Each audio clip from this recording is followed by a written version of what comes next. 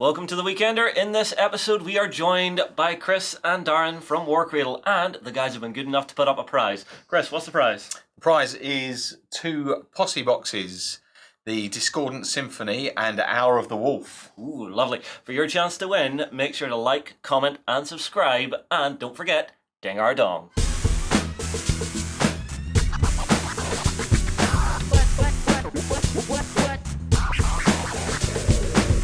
Thank you for that, Justin. So you now know what our prize is.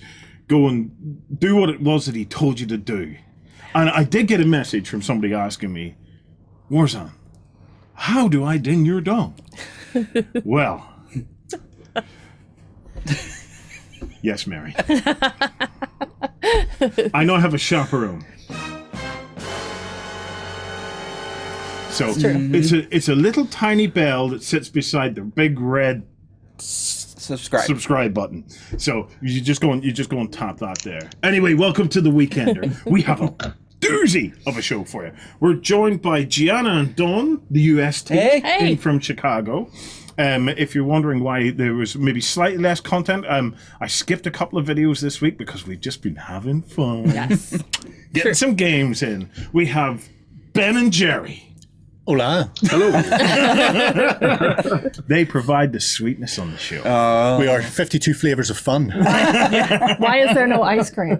Why? Right, guys, we've got to get stuck in. So I've got a couple of updates first. The first update is that we have a new vlog series kicking off at the hands of John. So John is undertaking Oil War. So he's Oil War is the new supplement for Team Yankee. It basically transposes the outbreak of World War III and then takes it into the Middle East and starts to turn the Middle Eastern politics kind of all on its head. Yeah. John was able to gather up a whole bunch of sprues and stuff that we had had left around of No lie. 1980s kind of Soviet and European armor. Yeah. All the Cold War stuff. All the Cold War stuff. And he is now building 2 grand armies of tanks. And it's looking really, really good.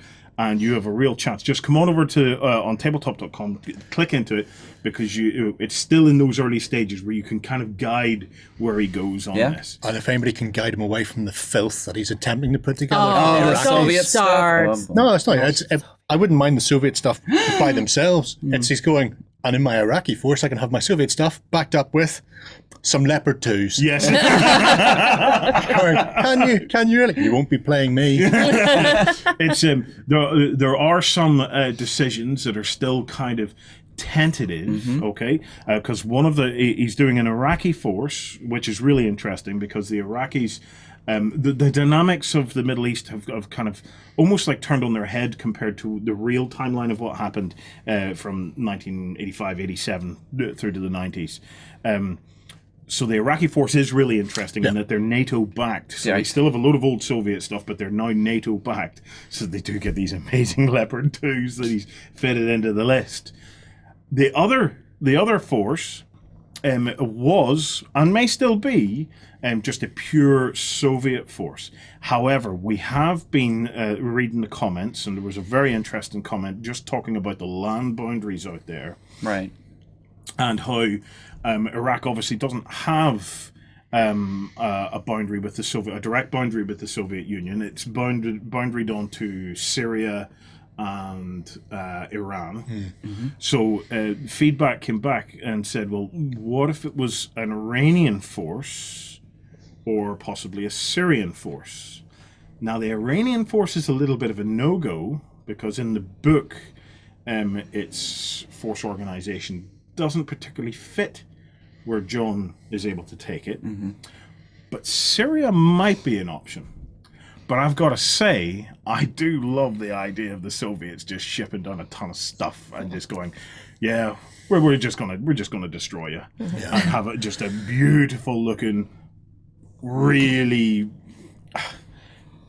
1980s slick looking Soviet army with all of the decals, all the red stars all over it. So also you've got the... You think it's filth, do you? I think it's filth.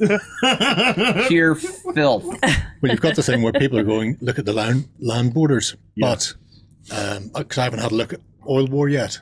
But inside all of those books, because they're alternate history, they've redrawn the border. So if you look at Team Yankee, there's a completely different border for the Soviet Union because of the land they've taken. Yeah. So yes, in reality, there's not a land border there with the Soviet Union, but in the Oil War book, there may be, because the Soviets may just have went, ours now. Or they could have created a corridor. Or corridor. There's lots there. So it may be that it is infinitely viable. We are in this, still open to suggestions, though. It's still, this is the great thing about these particular vlog projects is they're filmed and put out as they progress. So we don't wait for these ones. We work with you as a community. So if you have cool ideas or you want to feed back, you can hop into the vlog and just go, but what about this and what about that? What about digital camo, John? You'd love to paint that in 15 mil. God. There we go.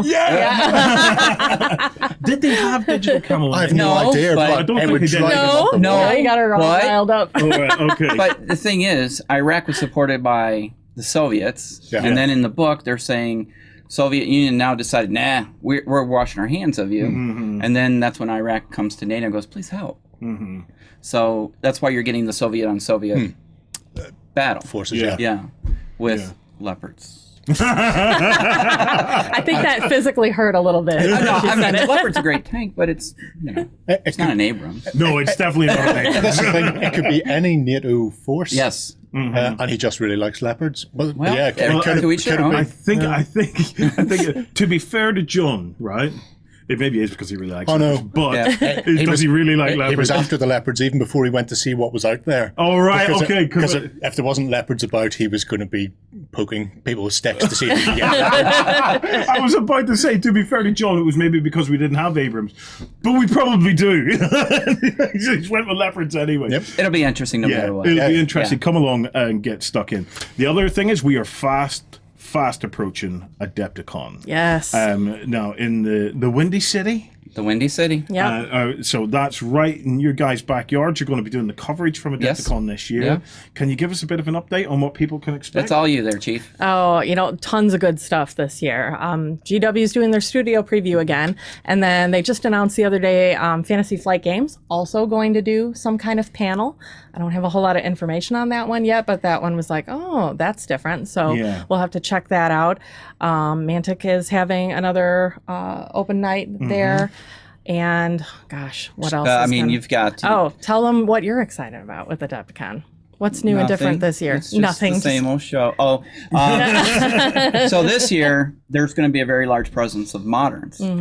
So Spectre Miniatures is going to be there. The guys behind Skirmish Engine, Radio Dish Dash or Dish Dash Publishing, and then Full Battle Rattle. Alex will be there. Black Site Studio, they're the one that came out with the new cargo ship and a lot of the terrain that Spectre is selling. So they're all going to be there. So I'm trying to wrangle them all into one room. It's like herding cats. Yes. And to do a live podcast. Roundtable, where's miniature modern gaming going? You're going to have the Pathfinders, essentially, of the genre, and all in one place. And I figured, why not? Let's get them sitting down. We'll do some kind of recording, a conversation, and see where it goes from there. So hopefully, again, it's like herding cats, but we're going to try and do that. So. And now, 40K has always been their bread and butter. Yeah. That's the flagship event for AdeptiCon, and they have gone like all in on terrain this year. So it's not just a table with a mat. They have been cranking out terrain, and they've brought in some fantastic painters to help put things together. I mean, it's gonna look sweet. If anybody's playing in the 40K, you're gonna be blown away. Just imagine what they did with that tournament in London. Just move that to Chicago. Yep. Are you talking about the styrofoam? There'll be a picture added here by one of our beautiful editors if you haven't seen it. The styrofoam. If you fancy, is there any tickets even available left? Oh yeah. You can always buy tickets. And then you got FFG with the grand tournaments. It's X-Wing and Keyforge and Legion. Legion, yeah. Catan are holding a national qualifier there as well. Yes. Their board game library has grown exponentially over the last several years. So it's very cool. People are there really for their miniatures games, but for the others that come along with, you can park down in the board game library section and just go crazy. But the bigger tournaments are starting to come through. I think they do Ticket to Ride also. So Fantastic. I Well, yeah. was going to say, one of the cool things I've seen coming up about the sort of tournament stuff for FFGs, especially on the Keyforge side of thing, they're now doing this thing called the Vault Tour, where instead of like the traditional prize structure that you get for some competitions, you go and you play a certain amount of games, and the points that you accrue from playing those games is then used to buy things from their like shop that they have at the event. And they're doing that for Star Wars Destiny as well, which I think is really cool. So it's just a really nice change in sort of how the tournaments are going, and it's good to see it happening at AdeptiCon first this year as well. That's an ingenious loyalty scheme, right? Points Isn't mean it? prizes. Points make prizes. I love that. And it's not like it's just like alt cards or anything like that. They're also doing things like gaming chairs, like hoodies, and all kinds of crazy stuff. So it's pretty cool. Well, this just in. Dawn might be officially out of the live blog, and I might be playing over in the Destiny section. Sorry. Yeah. Breaking news. Yeah. Right, so definitely, guys, if you haven't already, you're in the area or you're heading over, go and check out Adepticon. Otherwise, stay tuned, and we'll be bringing you the Adepticant coverage. It'll be a lot of fun. We'll try and get some prizes and all sorts of goodies going for that as well. Right, Ben, it's news time, man. What has been kicking off this week? So the first bit of news, we're actually getting this from the guys at Games Workshop, and this was announced towards the end of last week, actually. And this was the announcement of 3 new games that came out of the New York Toy Fair. So they've got 3 new standalone products that kind of feel like they're going into that kind of genre that they had, where a lot of these games were going into a lot of the American stores rather than them appearing in Europe and stuff. But it'll be very interesting to see what they do with this one going forward. They've changed the branding as well on these, so there's not so much of like Warhammer 40k and Age of Sigmar on top of these. It's very much like this is just a solo game. But anyway, the first of these is called Combat Arena, and it's actually a prequel to Blackstone Fortress, which will get some people interested. And it's all about your Imperial agents fighting it out in effectively an X-Men style danger room on board an Imperial ship, fighting against each other to try and come out the victor and prove yourself the most worthy. As I say, it's a prequel to Blackstone Fortress, so all of these characters can then be used in that game as well, which is pretty awesome. The next one of these is called Storm Vault, and this is a little bit of a take on what they did last year with the Lord of the Rings board game they did, which was kind of weird. But this is you playing entirely cooperatively as a group of Stormcast Eternals who are going around this like board, as you can see there, trying to solve puzzles and defeat enemies and all kinds of things like that. About the background, not much is known about it yet, but hopefully we'll get a little bit more information about that in the coming weeks.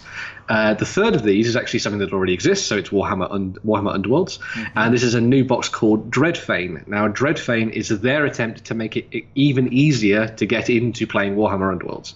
So instead of you having to buy like Shadespire or the new one, you can instead look at this, and it comes with 2 complete forces and a whole bunch of extra stuff in there. Very, very simple and easy to use warbands that you can then use and sort of rank up against the other factions as well if you want to. So it's another entryway into playing Warhammer Underworlds, encased in one box, which is quite interesting as well. Of all of these, I think a lot of people are very much focused towards the idea of Combat Arena.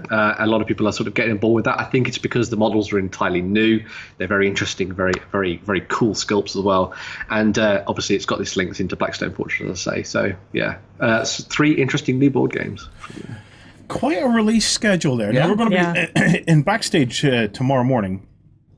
We have a topic about peak entertainment, which is going to be interesting. It kind of feeds into this, but clearly one of the strategies of Games Workshop here is to keep you so focused on the number of board games that they release that you basically can't lift your head out of it and go elsewhere. That release schedule is phenomenal, and the amount of these individual board games. Ben, I don't know about you, man, but they're getting to the stage that some of these would need to be really, really good.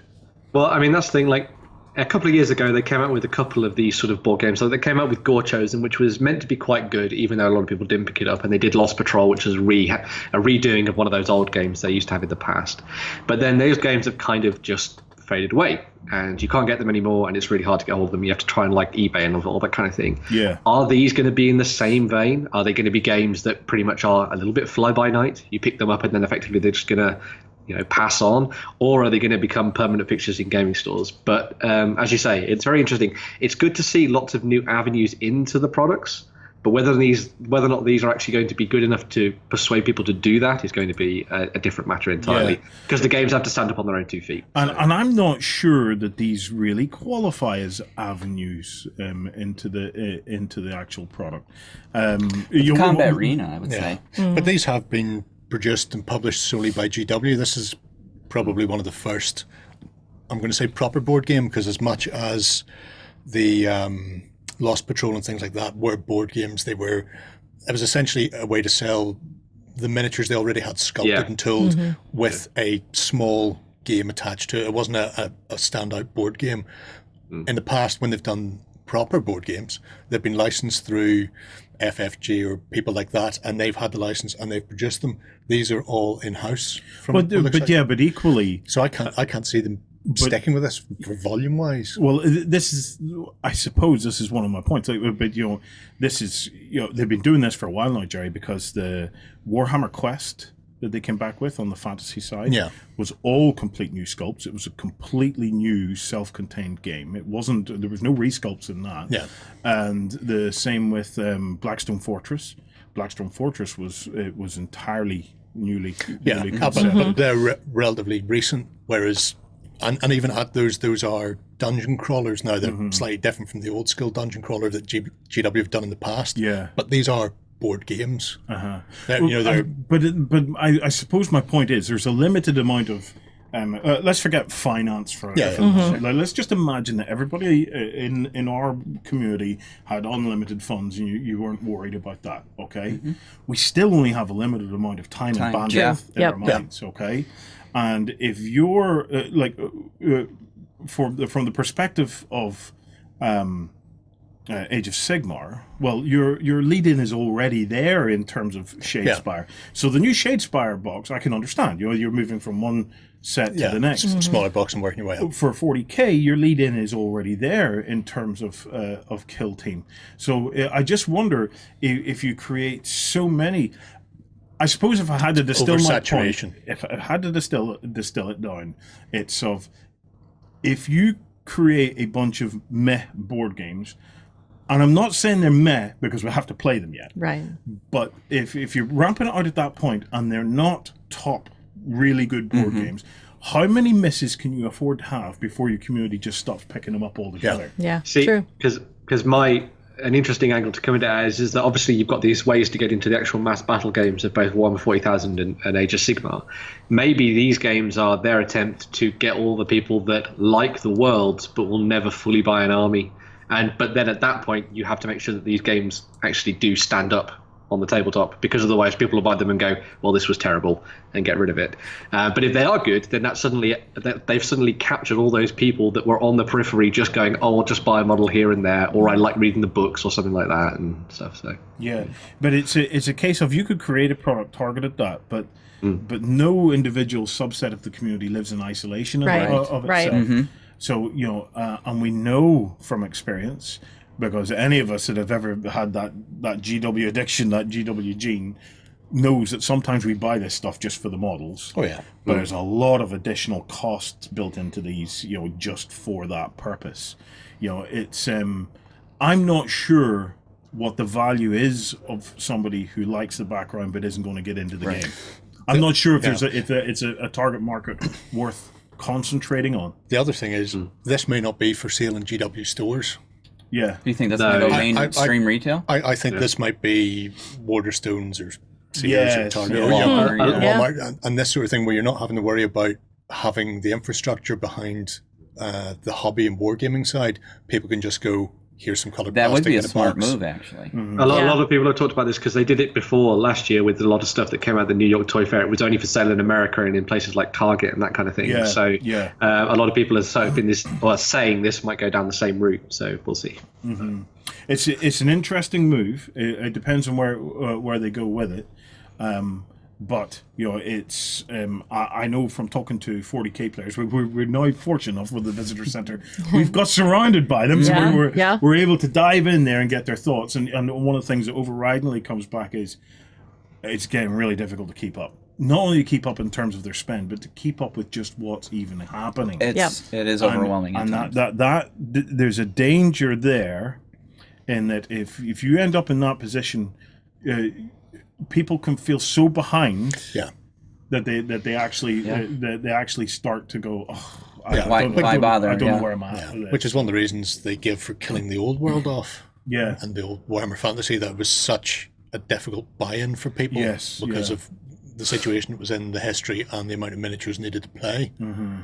And are they just doing that again, but whole cloth across the board? Yeah, so while I can understand a potential strategy of let's keep our community so wrapped up, so tied up that they can't look elsewhere, there's the danger if you push it too hard that you end up with a situation that you just burn them out, and they can't physically keep up with it. And we saw that because I think the golden age for 40k was actually around that 5th edition mark, where you were just waiting for a codex to come out. A codex would come out along with a whole heap of good, cool models, and it was easy to follow along. And a lot of players who were serious about it owned multiple codexes because you wanted to learn how the other armies and stuff played. But then you went into that situation, which I personally found horrendous in 7th edition, where you had a codex and then you had a bunch of sub-codexes and things coming out, and you were picking up rules in one bit, rules in another, and that's now starting to happen in 8th edition. Yeah. You're starting to see now rules being published into White Dwarf. Chapter approved. Chapter approved. PDFs. Well, chapter approved on the whole is not a bad thing, but let's be honest, chapter approved should be a free download. Yeah. You know, that is what we were effectively our kind of our FAQs were about in the past. That's it. If you're going to play a game now, you need to bring a copy of the rules, a copy of your army book, any additional codices you need if you're playing multiple formations, a copy of the chapter approved. That's a minimum of 3, possibly 4 or 5 books. But wasn't 8th edition supposed to compress all that, so you didn't have that? Yeah, but then expanded again. It kind of kicked off like that. I had hoped that was where it was going, but I'm starting to see the danger signs now of it, and I think a lot of it is down to this fact of, I have a suspicion of a strategy here that if we can keep our community, it's that closed focus. It's that closed loop again. We don't want you wandering. So we don't want you looking elsewhere. So we're going to keep putting stuff down in front of you as rapidly as possible because of the huge development capability that we have. We can do that, but I just worry. Just even for and it might sound like I'm hammering on Games Workshop, but equally, it could be any company. Anybody. Yeah, it could be any company, and equally, someone in Games Workshop might go, well, actually, this could be a risk to us because if it backfires, it is a risk. It's a fine line you're trying to balance. So it's just. I love to see innovation. I can't wait to see these games to see what they're like, but I just worry about the speed of stuff coming out, and a lot of these games they don't strike me as a gateway. The big Games Workshop puff the chest out. Look at what we can do. It's not a flagship product. It's just. I don't expect board games that are not a flagship product. I expect my board games that come out of a company like Games Workshop, just based on my previous experience with them over the years, to be something world class. Sure. Yeah. Not something there that just seems to be to fill a piece of shelf space or to stop something else from getting into it. So you're thinking it's a sacrificial game, essentially. Potentially. Yep. Makes sense. I mean, we might learn more about it at AdeptiCon on GW's seminar night. So true. There's potential. Yep. So right, Ben. What's next? Oh, the other interesting thing was a little bit of additional Games Workshop news that came out because they were doing the Black Library Weekender this weekend, and this was sort of headlined by a new novel series that was coming out, which is called Honor Bound. And with this, they produced a new special miniature, which is a female Commissar by the name of Severina Raine. And she's the main character from the book. So she should be available this weekend if you're going to Warhammer World to take part in that and get involved there. So just keep an eye out for that if you're going to be doing that. And it's cool to see more female representation in Warhammer 40,000. Bring it on. I want to see some Sisters of Battle very, very soon as well. That would be really cool. I have a couple of questions. On this. Okay, first, Mary, avert your eyes. To any of my Romanian friends out there, any of the Romanian viewers, I'm casting my mind back to when I lived in that beautiful part of the world. But Severina not means something completely different out there. boy. So if you could let me know in the comments below if I'm going completely mad or have I got that right. So secondly, this model I find fascinating, okay? Because I love it. No, that's not the reason I'm fascinated.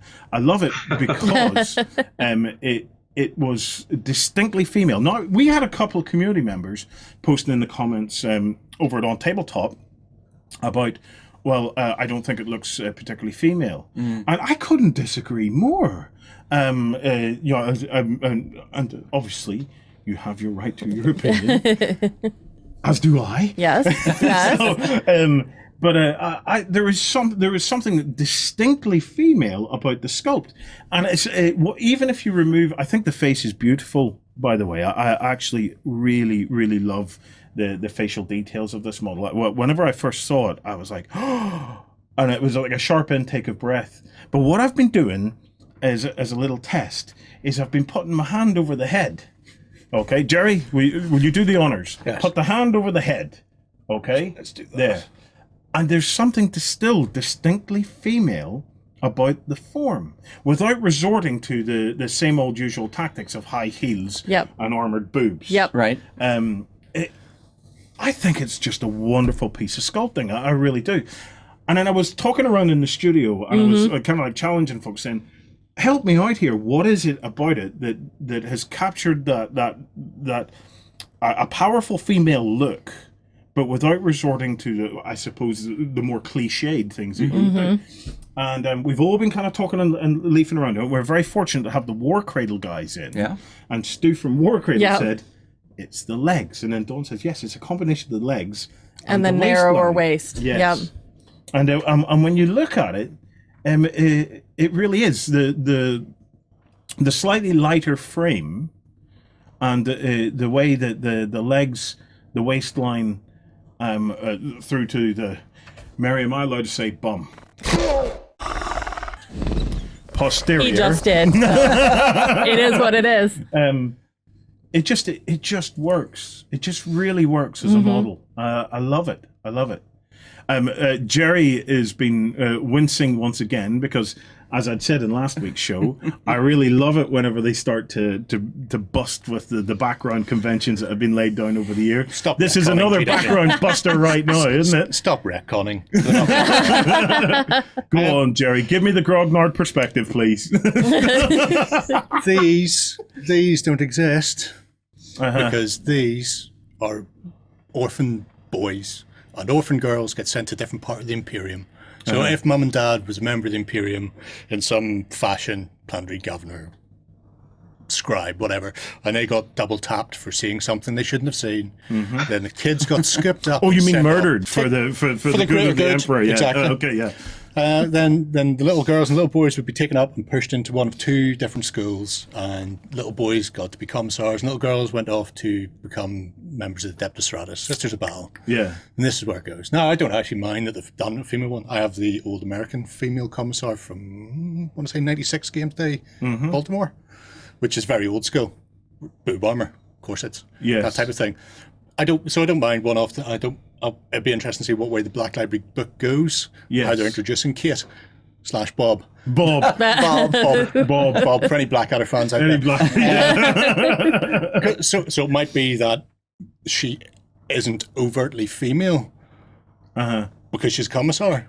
It may be that she's bobbing her way through it. Yes. Or it may be that they've decided to retcon it and bring in female commissars, in which case, yeah.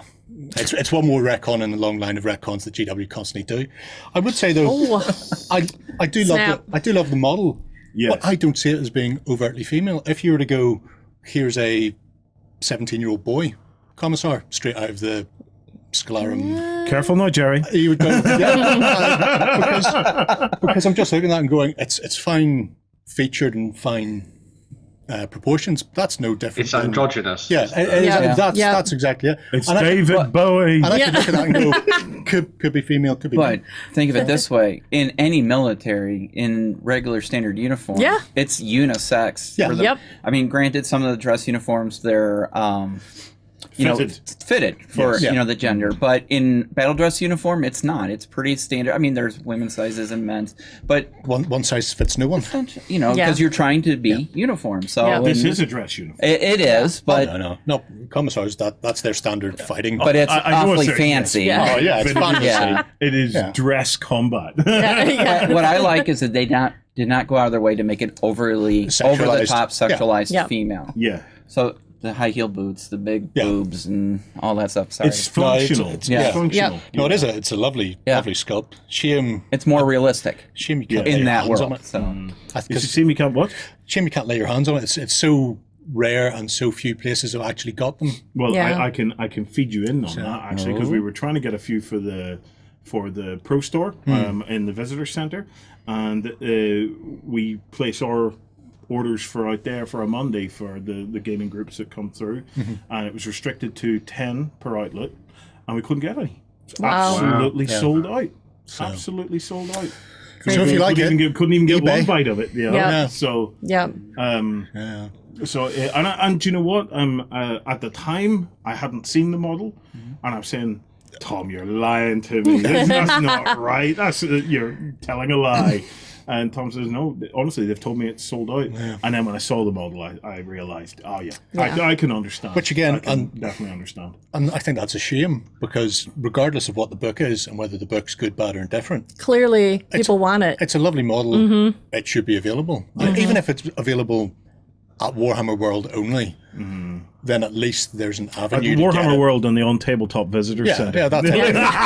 But as Shameless plug. But as it is, Yeah. somebody will have gone, picked up 3 of those at the open day today, and Yeah. they'll be sitting on eBay at triple digits They right now. will. Yeah, They yeah. will. They So- will.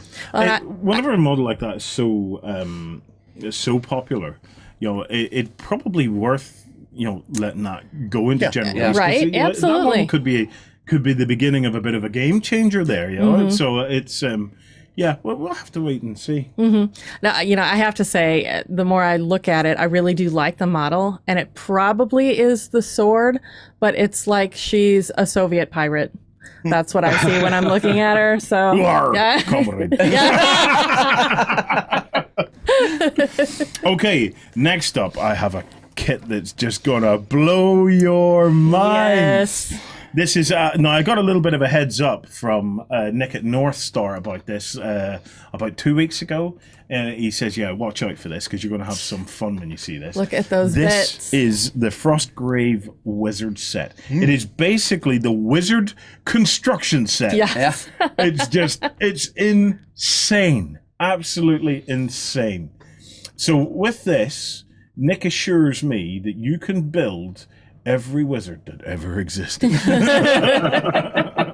Yeah, Ben, that seems yes, reasonable. yeah. Tell me, man, because I am sure you have been wetting your pants. Oh, yeah. Sorry, you've been very excited. Sorry, Mary. Sorry. You've been very excited about this particular one because you are a fan of your wizards. I like my wizards. I like my North Star stuff, especially this Frostgrave plastic stuff, because it's effectively, as I've said before in the past, wargaming Lego. All these different bits and bobs can come together on a couple of different sprues to allow you to make 8 different wizards as part of the set. That's how many you get included in there. You've got, as you might imagine, all the bodies, all the heads, all the arms, all the accessories, and that kind of thing. You've even got a couple of familiars thrown in there as well, if you're that kind of wizard. So if you want a cat or an owl, you've also got those options there too, which is really awesome.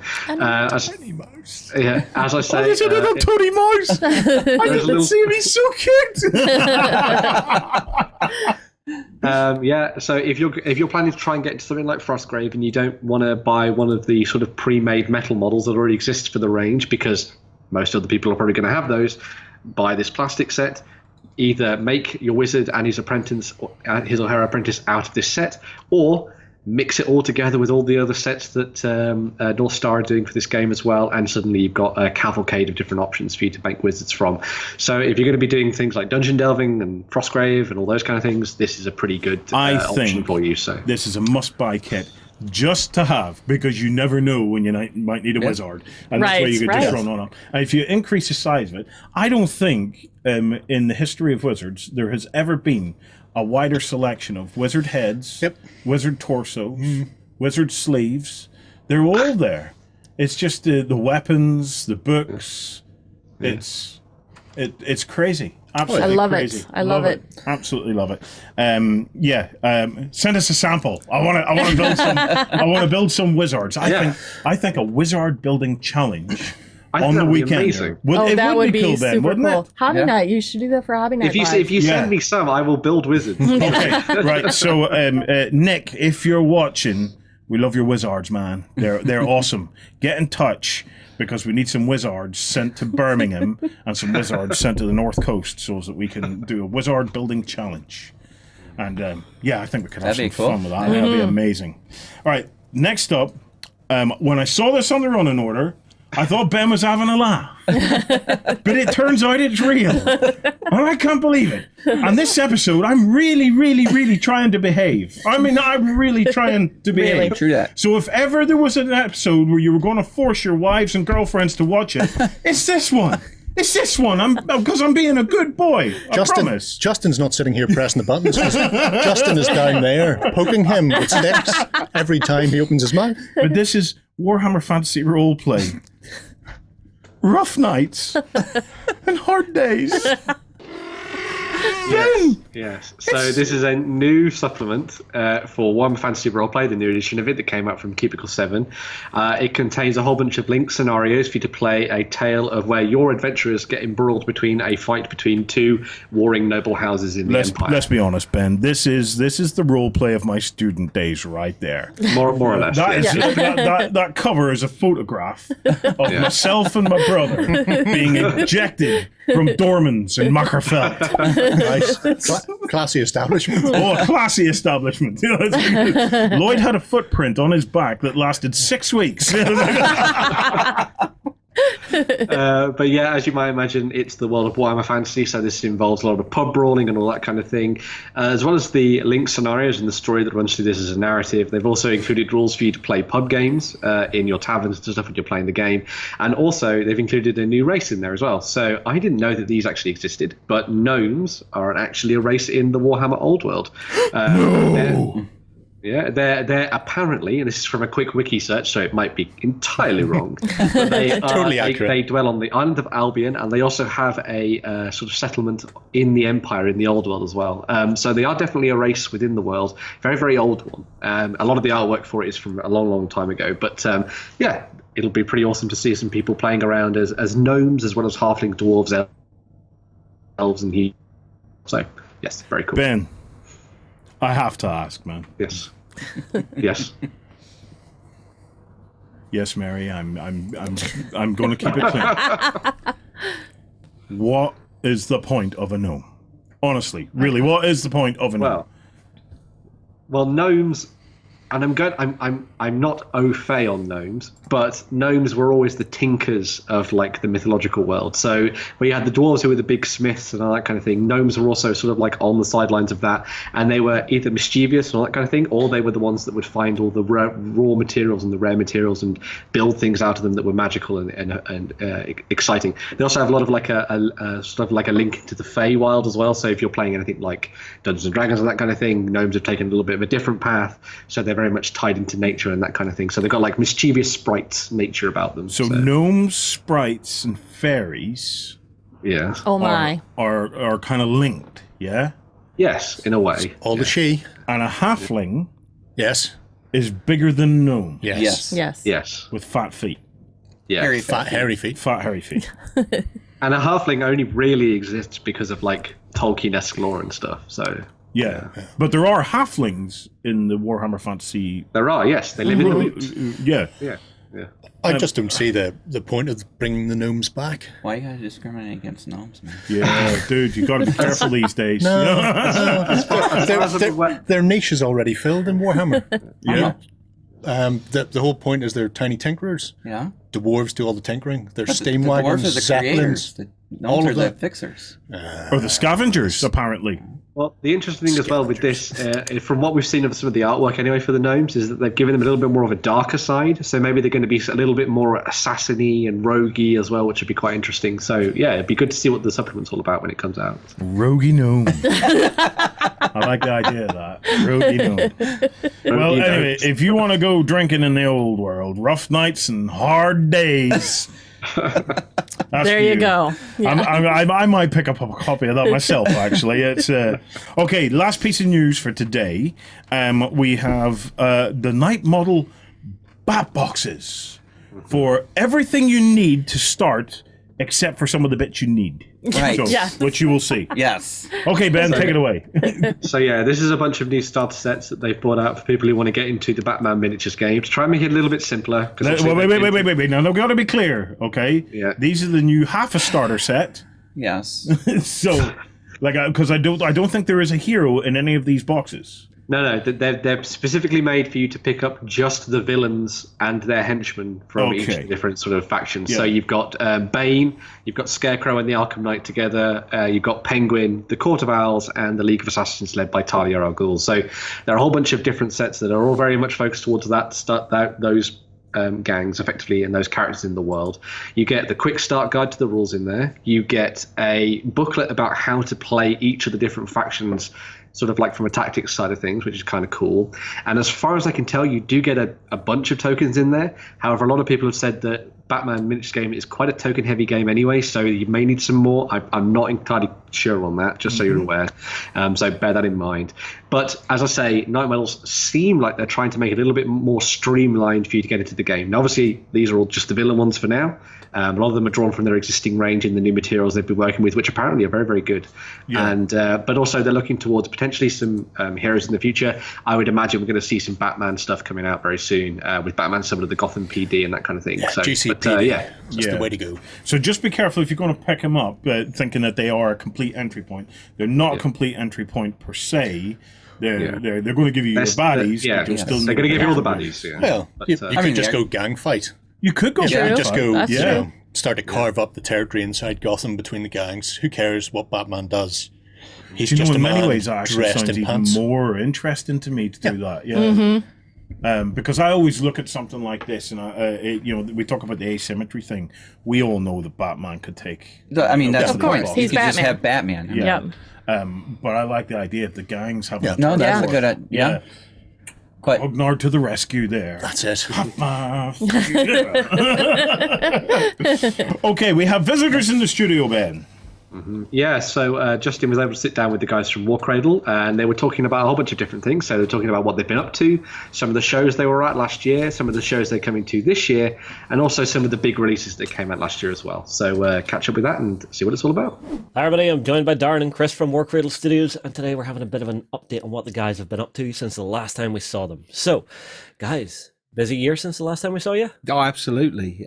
We have been globetrotting. We've been demoing. We've been showing off Wild West Exodus and Dystopian Wars at various different events, not only at home but also away. Yep.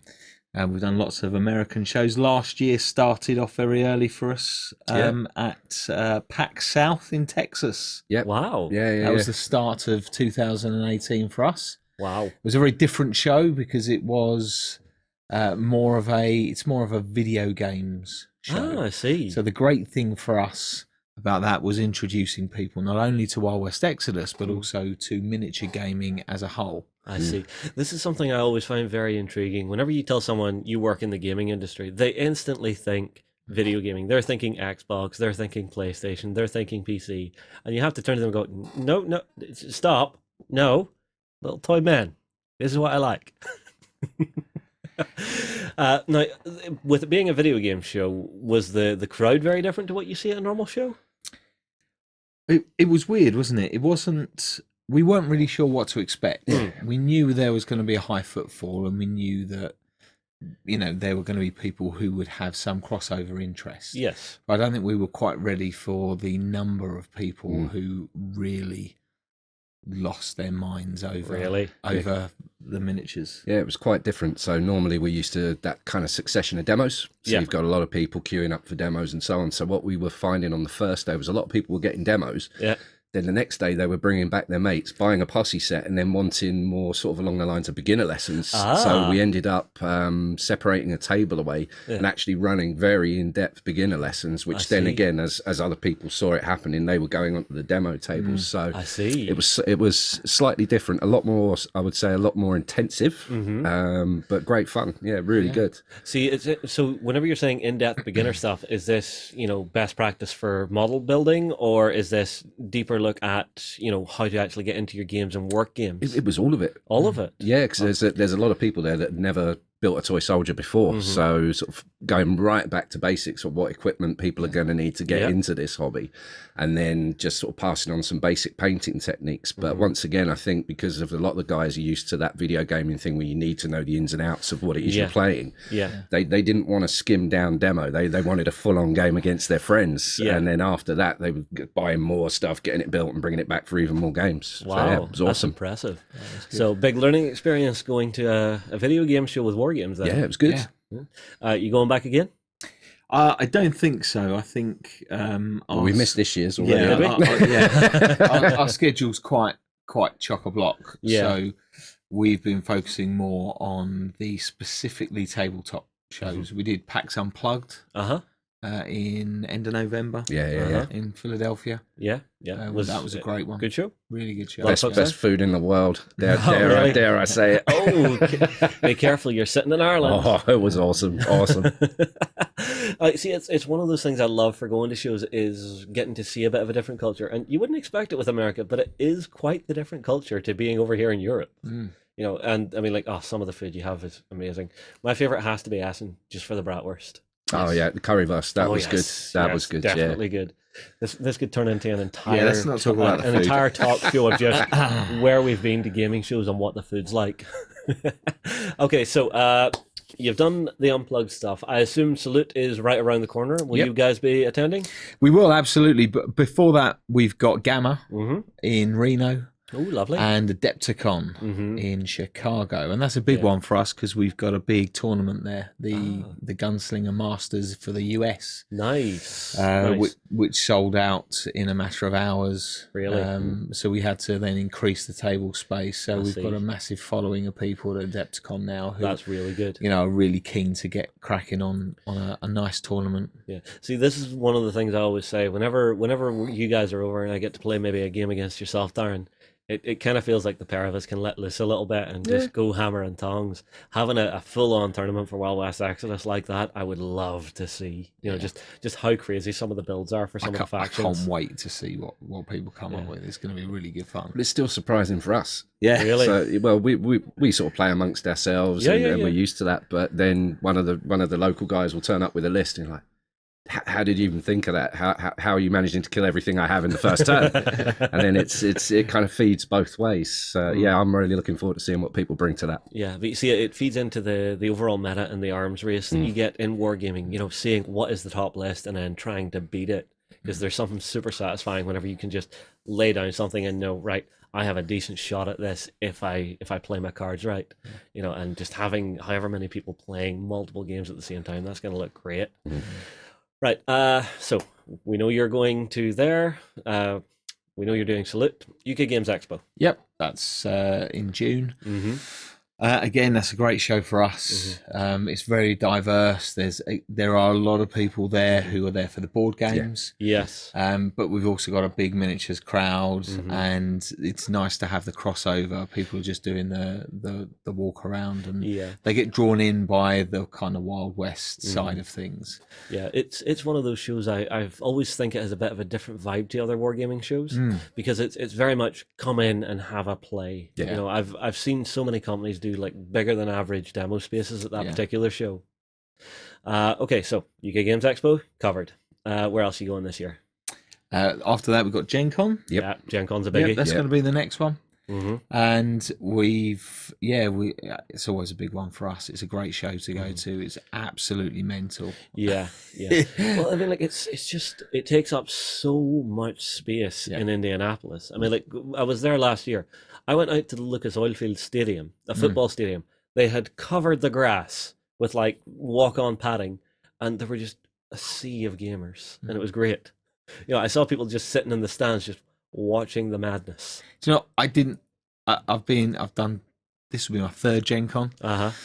And I've never been in the stadium. Have you not? I've not even got that far. It's just so, because you're working the show, you're running demos, you're talking to people, it's just constant. So you don't really have a lot of time to go and have a little look round. But if you do get a break, you don't get to go very far just to have a look at. You can walk away for a half hour and then you have to turn and walk back. Yeah.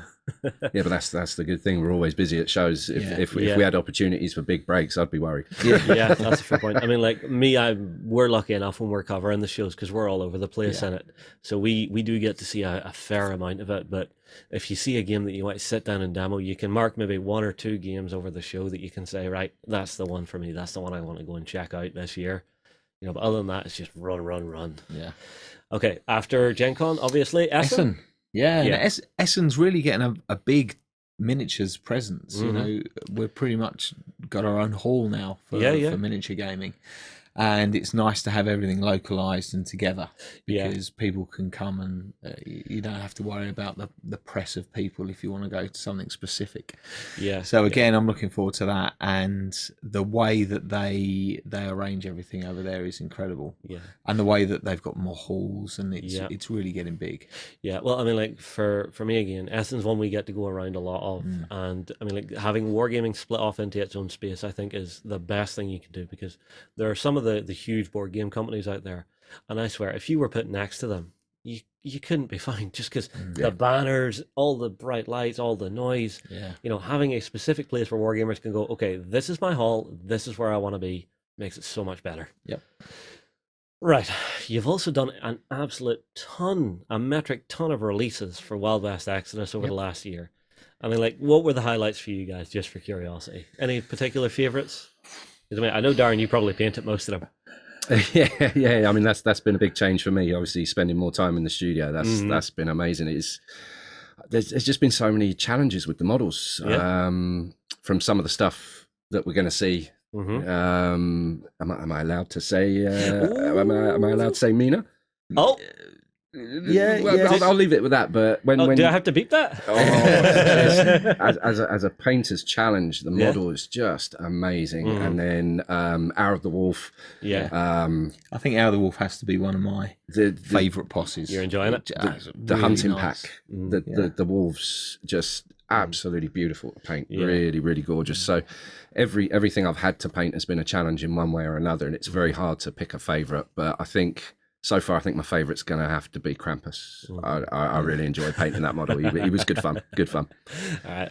What about yourself, Chris? Any super highlights from the miniatures that came out this year, aside from the Hour of the Wolf? Gustav Eiffel. Gustav Eiffel? Yeah. Ah, okay. So he's the guy in the big spider. Oh, okay. I know the one you're on about now. The miniature that was already released, it's not new. He's been out for years. But he was the spider was scaled down so much that we weren't sure whether he actually had legs or not. Okay. So we've made him bigger. It's like we made the spider bigger. We've kept Eiffel the same size.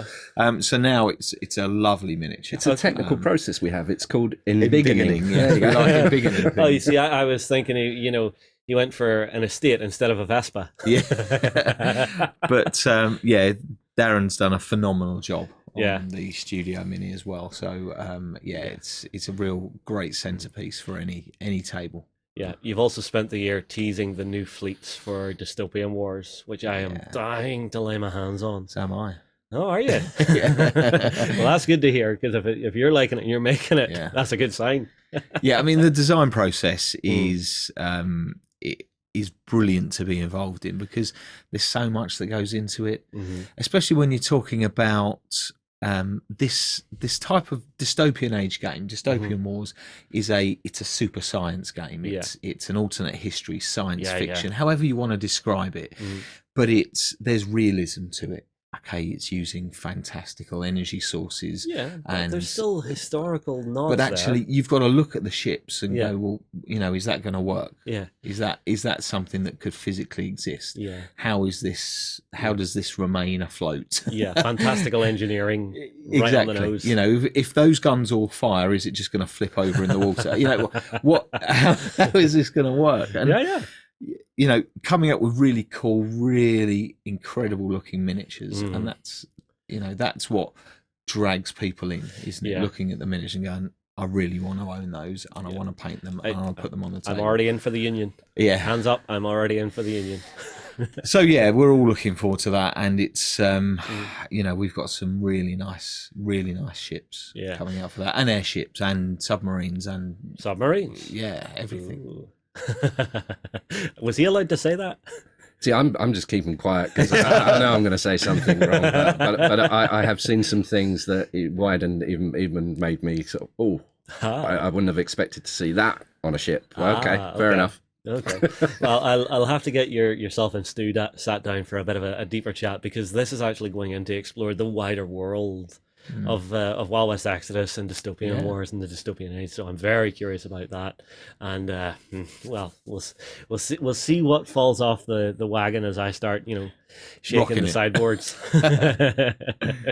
Well, guys, it's always great to have you guys in the studio, and it's always great to hear that Wild West Exodus and the Dystopian Wars is doing great. Important question. So for everybody at home, would you like to give them a little prize? What do you reckon? Nah. No. Oh, Yeah, go on then. We will. All right, what would you like to give away? I don't know, yellow blanket. I told them about this off camera. I told you that in confidence. Well, we've got the Hour of the Wolf posse that's just coming out Yeah, that'd be cool. at the weekend, and we've got Discordant Symphony, which is on pre-order this weekend. So Okay. we've got those two posses with us, Right. so we might even have a game of them at some point. But yeah, let's put those up for prizes. That's very cool. All right, we'll do that. So everybody, get your comments in below on this video for your chance to win those two posses. I assume they will receive them whenever they both have hit release, yeah? Yes. All right, everybody, get those comments in. We'll move on. We'll get back to the show. Thanks for that, Justin. And remember, to be in with the chance of winning the excellent prize put up by the guys at Warcradle, you have to simply comment, subscribe, like, and do the likes. But the likes really, really do help us out, actually. Yes, they Because do. what we have noticed is the Dinging the Dong has been exceptionally interesting. Because whenever the Weekender launches, okay, thousands of you get it really, really quickly. They're the ones that have dinged the dong. Oh, And there you then go. it tails off quickly because YouTube refuses to send it elsewhere. So we're gaining more and more evidence here, folks. But in the meantime, just you keep dinging that. If you only need to ding the dong once, by the way. So this only applies to anybody who has never dung our dong. If you haven't done it, But you're not going to hurt anything if you ding the dong more than once. No, dinging the dong is completely safe. But if you ding it, you'll ding it off, and then you need to ding it back on again. Okay? I have no idea if that winds the guys up at YouTube, but it's probably worth a try. Right, Kickstarter time. Yep. We have a couple of great Kickstarters for you. Interesting ones, actually. First, we're going to kick off with Into the Dead by Pickpock. Now, these guys are a developer who is well known, because Into the Dead is well known, on mobile telephone devices. I've heard of such things. Mobile Devil Box. Well, these mobile telephone devices, they have created a very successful game with 100 million players have played it on Holy the mobile cow. telephone device, and they're now bringing it to the tabletop. And Pickpock, if you can even bring a few percent of 100 million Right? players to Do our it. industry, I will be there to kiss you very hard. You heard it here, folks. Purely Yep. platonically, Mary. Purely platonically. The best part about this is nobody can see that, so I they know. assume that you're talking to Our Lady. I assume, because we're in Ireland here. Oh, Mary. Have a visitation. There'll be people coming from far and wide pilgrimage. Ben, give us a bit of insight into the game, mate. Yeah, sure. So as you say, this is from the guys at Pickpock. They've adapted their very successful mobile game series into a board game, which they've now taken to Kickstarter. It's for 2 to 4 players, and it plays in around 60 to 90 minutes, so it's quite a quick game, which is pretty cool. And it looks to try and recreate what they did with the mobile game and bring it onto the tabletop. And it's a kind of classic zombie survival style game where you're going to be playing as the main character, James, and some of his friends from the game itself, and trying to make your way across the land towards the safe house, which is a farmyard somewhere out in the American countryside. The game's got some really cool, interesting stuff going on with the phases of it. It's all done in a bunch of cool ways. Like at the beginning, you've got like what's called the zombie master, and they will roll dice to determine where the zombies spawn, and what they do, and how they act. Once all the zombies have had their turn, then you move over onto the survivors, and they get stuck in doing all their things where they're moving around, shooting zombies, as you might imagine in the zombie apocalypse, looting and scavenging, building things and crafting, and trying to make their way towards the farm at the very end of the level.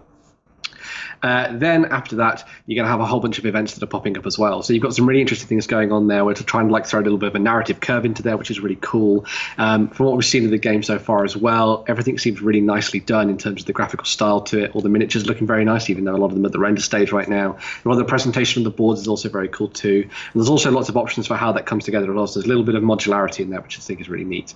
One of the other cool things I liked about this when I was reading through a little bit more about the game is that there's no like when you die, you're out. When you die, you get effectively replaced by what amounts to a gravestone in inverted commas, and then you respawn at the back of the board, and you have to try and make your way back up to where you were. So it's kind of like this thing of like you're restarting. It's a little bit like a video gamey, which is kind of cool for what they were trying to achieve here with this game. But it also means that you've got that really nice sense of cooperation there, because if that person has to respawn at the start, they've lost all their stuff. It's down over at where their graveyard was. So you're going to have to go back and help them, or do you just leave them to it and try and get to the end as well? There are a whole bunch of different ways for you to finish the game as well, and a whole bunch of ways to score points. Obviously, getting to the farm is that kind of like end goal for everybody, but you get more points just completing lots of side objectives along the way as well. So you've got to determine whether or not it's a good idea to go off to the side and go and do some of those, or just try and race to the end and see if you can be the first one there as well. Yeah. So yeah, looks very, very cool indeed, and I hope it goes well for them. So all the survivors are attempting to get to the farm up north with their pet dogs. Yes, I worry for the dogs. But they do. All the survivors has got their own dog, and they're all armed, and they're all going to a farm where they'll be safe, and the dog will be happy and get to run the fields. I've seen that movie. It doesn't end well. and if anybody knows anything about anything to do with dogs, if you kill the dog, you very, very, very much anger the person who owns it. So John Wick will be all over this. So, yep. As with all Kickstarters, folk, remember there are risks involved in backing a Kickstarter. So I'm just going to give a bit of personal feedback to Pickpock. Your graphics and all are absolutely beautiful. The sculpts are looking really, really good at this stage. But as with any company who's taken their first foray into the whole board game development and miniatures game development, please pay close attention to the design and manufacturing side of this. Okay, because digitally sculpting 3D miniatures is only one small part of the overall program, and having them come through as actual finely crafted miniatures at the end of the day it's no easy task. It requires a lot of attention to detail. It requires you to be very careful what partner you pick on the manufacturing side, okay? Because there has been some shockers in the past that have looked lovely on Kickstarter, but whenever they come through, they're not up to snuff. And if you want a game that is going to sit there in people's collections and be something that they actually appreciate and love on the long term, start early in the process and getting that whole miniature side worked out, so that you don't end up delivering something that's substandard when it didn't need to be that way. I'm just having a look at the FAQ at the moment. While the game itself has been in sort of semi-development since 2017, they're currently still working out exactly who will be manufacturing the miniatures for that, and that's perfectly fine. I don't expect you to have all these answers, but I'm giving you the feedback now at the start of your journey that is one of the big pitfalls. The really big pitfalls is that you think that the work all the work is almost done whenever you have done the design, but that's not the case. Realizing those designs into beautifully crafted final pieces requires a hell of amount of partnership between you and your chosen partner. So don't settle, shop around, build in timescales and feedback to your community often on the timescales on these, because it's worth getting it right. Because believe me, if you have to do it twice, and many Kickstarters have, it will soon eat into any potential profit you're ever going to have. So just the same advice goes for anybody new to Kickstarter and doing this. You may have a world of experience in your own area. Don't treat this lightly, because if you get it right, you've got a fantastic future in the industry. If you get it wrong, God knows what could happen. You'll be back to making mobile games for a few $100 million. Yes. Yeah, I know, right? Oh, Hardly worth the it. woes. Yeah. Okay, next Kickstarter we have is by Horrible Games. This is Alone. Sorry, before I get to that, Into the Dead still has another 19 days left. Go and check it out. I love what I'm seeing. I think it's a beautiful looking product potentially. Yep. So yeah. But next up, 14 days left, we have Alone. This is their second Kickstarter, and this is by Horrible Games. Ben, what can you tell us about it, mate? Yeah, sure. So this is their second Kickstarter, funding another print run of the game because it all sold out on Kickstarter last time. We actually had a little bit of an unboxing about this earlier in the week, so if you want to go and check that out, I'll have some links down below in the comments for you to go and check out as well. But the premise of this game, which makes it so exciting, is that it's kind of like a little bit of like Dead Space on the tabletop and all those survival horror games that you used to play on video games, right? Instead of it being a one versus many with the one bad guy against all the good guys, it's 1 to 3 bad guys against one good guy. So the whole premise of the game is that you're going to be playing as one of these poor, hapless humans that get stuck on a horrible ship in the middle of nowhere in the depths of space, hunted by creatures from the beyond in the shadows. And 3 other people, potentially, are trying to ruin your day and make you have the worst fun imaginable. But still fun. That's the key thing. So the cool thing about this is that the player there's no like player turn, then evil turn in this. The player is always just consistently doing things. They're moving around, they're searching through rooms, they're like turning their light on to look into shadowy corners, they're trying to find objects that they need to complete their objectives. And all the while, the masterminds are watching everything that this person is doing, and then they're playing things into the game board. So they're spawning monsters, they're making certain events happen, they're causing the guy to suddenly run out of oxygen or something like that. And it's all about trying to make this tense horror experience on the tabletop, which I think is fascinating. The bad guys have this really cool information and they've also got a layout of the map where everything spawns, so it's kind of like they're like the puppet masters behind the scenes controlling everything, which I think is really cool. Player actions themselves, as I say, they can sort of wander around, they have to locate things for their objectives and get towards the end of it, but it's meant to be pretty hard from what a lot of people have been saying in the reviews. But as I say, it's hard fun because you're trying to best all these 3 minds with everything you're doing. And I think the kind of slightly real-time element to this really, really works there. There is a big scenario book attached to this game, so you can play through individual scenarios, or you can also play through a linked campaign, which I think is really cool. The new Kickstarter obviously throws in a whole bunch of additional stretch goals, more monsters, more styles of heroes and stuff like that, which I think is really good as well. It's just nice to see the one versus many thing turned on its head and them doing something different with it. And Horrible Games made one of my favorite games of all time, which is called Railroad Inc. I love that game. Oh my god. So I can see them doing a good job with it. Is it hard fun? It's steamy fun. That's locomotive humor. Yeah. Our resident expert here within the OnTableTop world is Ryan, and Ryan was in the unboxing of it. And Ryan has been talking with us at length about this. He's very, very interested in this concept of, as Justin calls it, Warren, it's like one versus many, but in reverse. It's many versus one. So it's many versus one, Justin. No, it's one versus many, but in reverse.